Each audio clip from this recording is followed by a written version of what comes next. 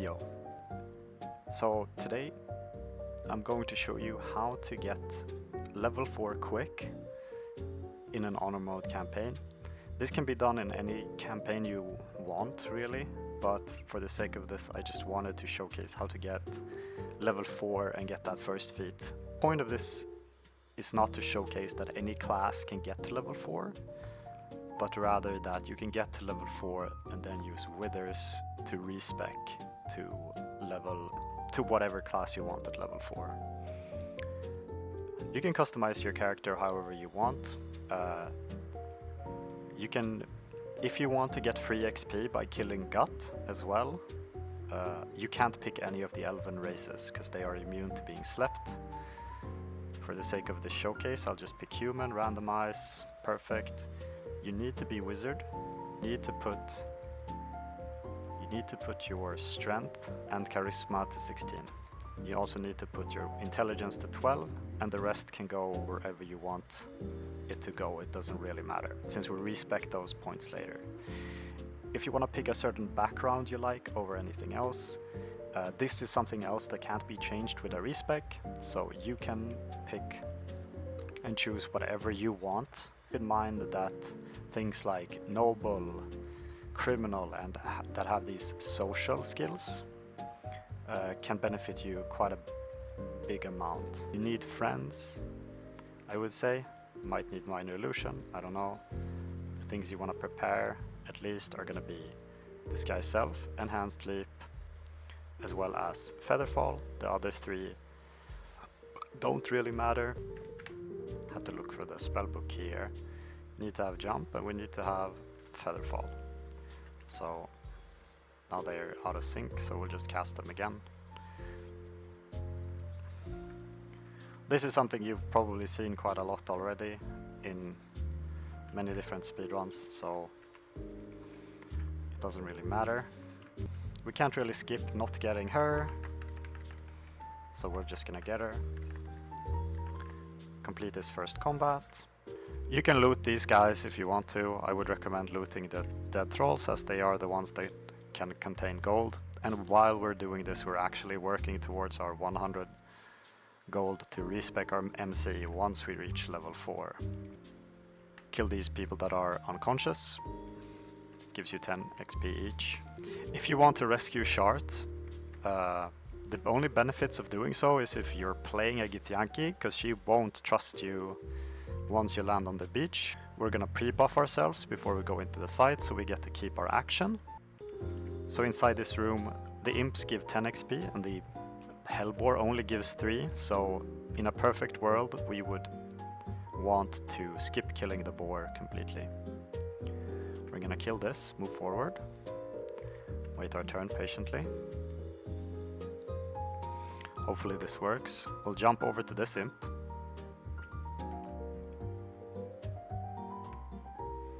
And kill him too.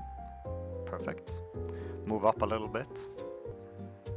You see he only gives 3. If you wanted to get the weapon that Commander Salk has, you would want to get Shadowheart here anyway, but since we're not doing that, it doesn't matter. We're gonna move up a little bit here.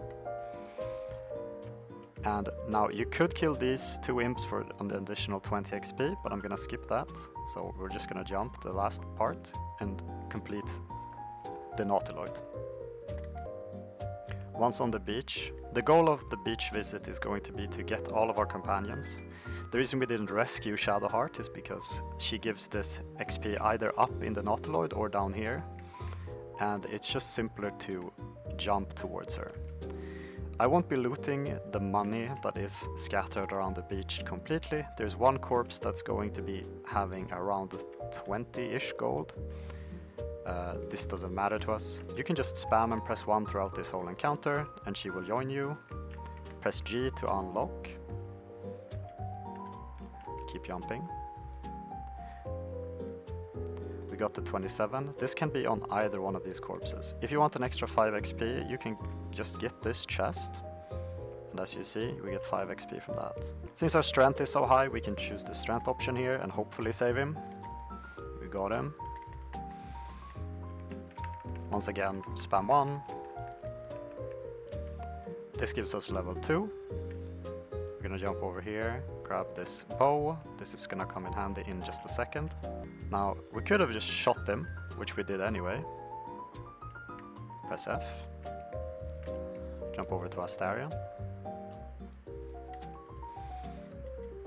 Trick him. Nod. As you can see, you don't need to check anything in order to have Astarion join you. And this finishes up and gives us our third companion in this. We're gonna jump over here. We'll use the deception. We can add friends since we picked that. Hopefully we make it.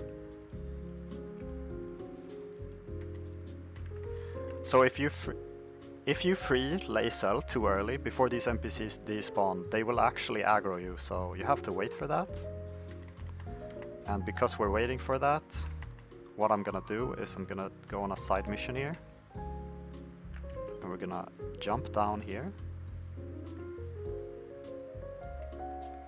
Press C. Sneak up. Shoot this.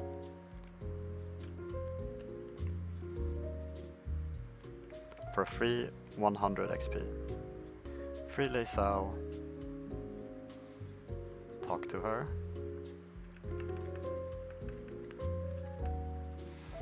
And combine these two. Then we're gonna once again move over here. Gonna level up and get level 2 wizard. We can also level up Shart so that she actually has more combat potency. We can get enchantment here. It doesn't really matter, but for the sake of just getting something, we can just get it. And then our third spell is gonna be Disguise Self, which will become very apparent shortly. Level up Shart, doesn't matter what she has. And escape out of this. Again, click Shart. We're gonna walk her up here. Start this encounter. The trick you can do is when you see that her portrait is gray, it means that it's not her turn yet. So we're gonna sit and wait until this portrait lights up and do her turn. You can also just let her die. If you want to. Doesn't really matter. If she dies, she'll still give the party EXP. We're gonna jump up to these dudes.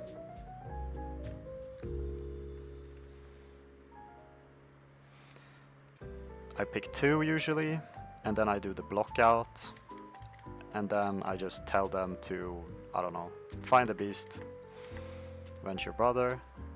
Once they're out of earshot, we can see Shart has her turn. Nice. You can also, as I said, just let her die and it won't matter. Pick up the parasite, get additional 30 XP. We didn't buff, so our jump is terrible. Once we're here, we're gonna disguise ourselves as a drow. This will allow us to pass this check instantly. We got the XP there as well. Don't let it happen again. Since we're surprised by the round, we're not gonna do anything. You can see it's Shart's turn now. We're just gonna quickly get this waypoint. Jump over here.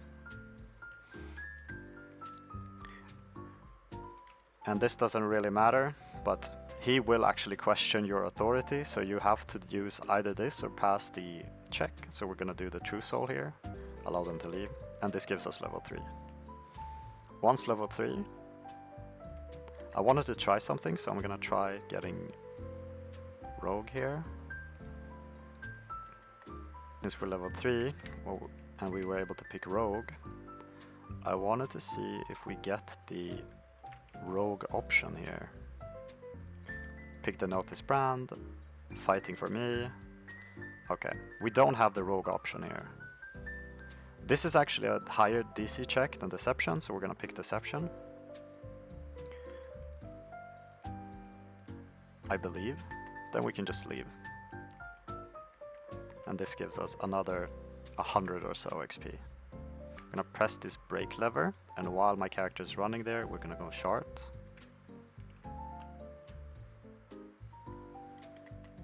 This makes us go back to Shart again.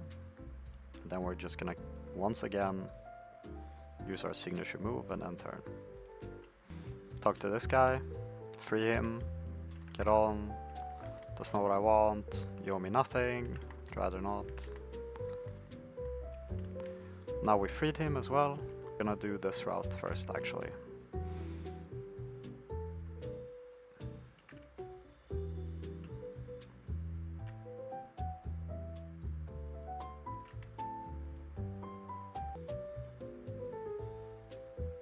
Seems like we're in quite the pickle. Go back over here and start the Ethel encounter. And then we just need to go all the way down to these planks to get the 90 XP. We can ignore the feeling, or you can roll for it. It doesn't really matter. This will kill the brothers regardless. They actually have no way of living, I believe, so it seems like everyone is in trouble. Once we get this 90 XP, we're gonna teleport back to the Blighted Village. And once again go on our jumping spree. After you pass this entrance with the drow check, they give 60 XP, so if you want to get XP that way, there's another way to do that. The next thing we're gonna do here is we're gonna get Volo off the stage, just boo him over here and get this waypoint. Click Shard's turn meanwhile. This seems like a dire situation already. Now you can be fully committed to that encounter if you wanted to. It doesn't really matter. Like, this is just for the showcase that you can not be in this fight at all and still do it. You can even die here. So we're gonna pass this check. And since we used the Illithid power at the windmill, we're gonna pick Drow to auto pass. And here it doesn't matter. So I picked, and we get the 120 XP here too. Now what we're gonna do here is we're gonna drop our disguise, and you can get a free kill on Gut here. And the simple way of doing that is, it doesn't matter if she brands you or not. We don't brand, we use the push. Can we talk privately? It doesn't matter what you choose there. I believe she goes and lets you do whatever the hell you want either way. I remember that we can actually get XP here too. So be a drow and walk up to the torturer. Once we're up at the torturer, we just have to pick I get results and get 43 XP there too. Being Volo gives us another chunk of XP. Pass the check. I've seen this bug out a couple of times too. Now wait for her to leave the room, because sometimes she just she aggroes even if you let him go. So I'm gonna leave the room, unlock, spam on, doesn't matter, and get additional XP for leaving. Then we're just gonna go over here, once again drop our disguise. Probably do all of this before you do Gut, but Gut, if you are disguised and you go up to Gut, she won't talk to you unless you're that visage. And I believe also that if you are disguised as a drow, you will actually be immune here to the sleeping potion. So you can just let her look at you, doesn't matter. I'm ready. So this is just a sleep potion. Again, if you're an elven race, you can't do this. You are immune to being slept. So there's no point in doing that. Once inside, and that's where the extra kills might come in handy, or maybe the talk check instead of the stone drop over by the ruins at the start. But here we don't have to actually do anything. We just have to preserve our strength. If we manage any of those checks, we won't have her auto-killed. So we're just gonna leave it. So Corilla auto-kills her for you here. and you get the EXP for doing that. What we're gonna do now is we're gonna discover the Underdark. Again, if you want to do this without discovering the Underdark or without doing or being an elf race, for example, there are some other means of getting XP. You will probably have to kill a lot more monsters. You might have to take the Hag Eye if you don't know what that is. I'm not gonna spoil that for you, but Hag Eye is probably one of the easier ones to get. Once in this room, the puzzle is quite easy. You just have to get all the black holes into the sunlit part. You can also use pick lock on this lever here if you have lockpicking tools. You should have the proficiency if you picked rogue. Then you climb down into the Underdark and get discovery XP for here. Oh yeah, if you haven't talked to Raphael, he shows up here. Discover the waypoint. If you're able to, the Minotaur is actually able to get kill credited if you wanted to by using turn-based mode when he has one hit left and you're able to kill it. Once we've discovered the Underdark, we're gonna TP out to the Blighted Village again and go for a little bit of a long jump session. So, some places don't give you exploration XP. One place as such is the well, the Necromancy cellar, but the mirror in the cellar gives you, I believe, 15 or so. And since our strength is so incredibly high, we should be able to complete that part quite easily.